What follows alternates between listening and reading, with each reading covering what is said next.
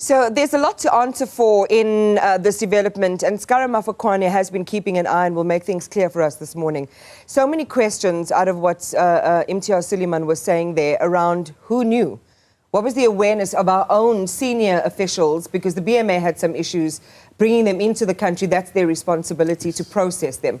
So make it clear for us to understand in terms of the origin of that flight and everything that led to them landing on South African soil, Skara. Very interesting question this morning, Iman. Who knew? If BMA says we did not know, DECO says so, Home Affairs says so, then who knew about this flight?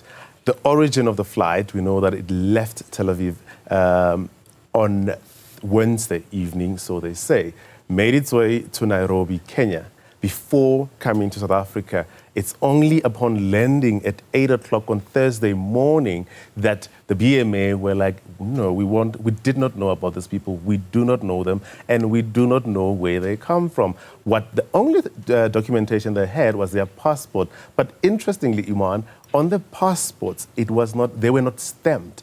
The passports were not stamped in terms of where they originated from. So perhaps that could have been why BMA were their stance were hold up.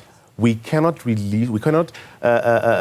disembark these passengers if we do not know exactly where they came from. So that is the big question today. So far from government, we have the BMA statement, which was released shortly after 10 o'clock, Iman. So they landed at 8 o'clock. For 12 plus hours, they were in that flight. And, we arrived at the airport in the early evening. We were not given access to the international arrivals. Yeah. We had no idea as to what is happening. However, shortly after 10 o'clock, it's only then that we got an update that they have been, they disembarked and will be processed, and then certain steps will take effect after. Given the context of the starting point of these individuals' journey, there is trauma, there's loss, there's pain, there's a whole lot of things that precede them getting onto a plane. And did they share with you what they were told? Did they even know where they were going? Very good question. They did not even know where the destination, their final destination, where it will be. I spoke to a young Palestinian woman who told me that, I asked the question, were you told where you are going? And perhaps let's play that bite for the benefit of our viewers and listen to what she had to tell me. It was hard, of course, but having the chance to live again is what I need. Like, living in a place with no chances to live is not something anyone would love to have.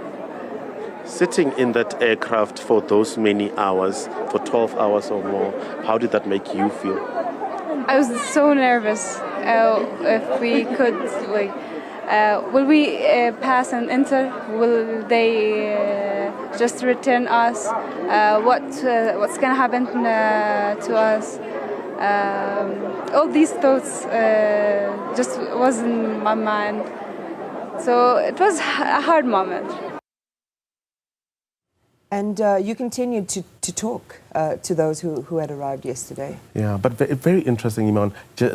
What she had to tell me, she did not know where she was going. However, what she says is, it's better here than where I come from. It's better that I'm alive, because if I'd stayed in Gaza, who knows, I could have passed on. It's very sad, Iman, for those hours that they were on board that aircraft. They say they were not given access to food, they were not given access to water or anything. It's only after the gift of the givers intervened around 12 o'clock at midday that they were able to be given those refreshments. But also, Iman, when I spoke to another family, and they telling me that the clothes they had on their backs were the only clothes they had. They left Gaza without anything. And what's sad about this family, which will play the bite, is that they had a young child. That child did not even have nappies on board. The child had to endure at least 24 hours wearing one diaper. You can imagine. Let's take a listen to that. She starts to say the life in Gaza actually, it's dark black now. It's no life actually in Gaza because everything it's destroyed. Okay, it's no houses, no building, nothing in Gaza. Actually, it's no life in Gaza now. That's why just they came to start a new life. We know that when people in this particular context make their way to another country, there's a lot of uncertainty. And it was preceded by uncertainty about their arrival in the first place. What happens next? So what we've been told, Iman, is that this morning, what happened yesterday actually, is that the 130 who were processed were moved by buses. We were not given a location for their safety, but we know that they're in and around the Johannesburg area. So they were given shelter.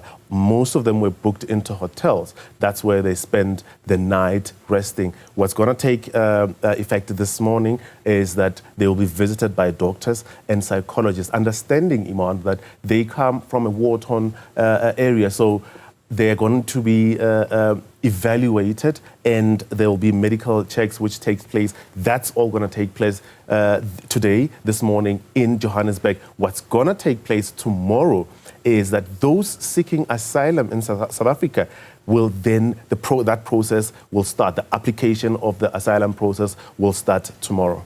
All right, Skara, and you'll keep us close to all of these developments. Thank you for the update this morning.